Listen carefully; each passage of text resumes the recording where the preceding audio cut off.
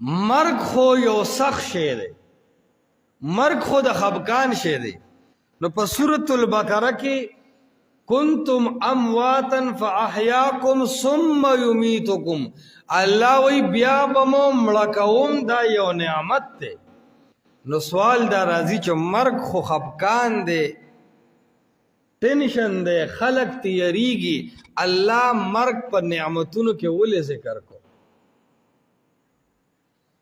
نو الله مرگ په نعمتونو کې ځکه ذکر کو چې د تمام جنت نعمتونه تر هغه نه حاصلېږي تر څو چې مرگ نه وي راغلی. نو مرگ د الله د ملاقات دپاره اور مرگ د آخرت او د جنت د نعمتونو د حاصلولو دپاره یو پل دی چې په دې پل باندې به تیریږي، نو تا ته به لوی نعمتونه حاصل شي.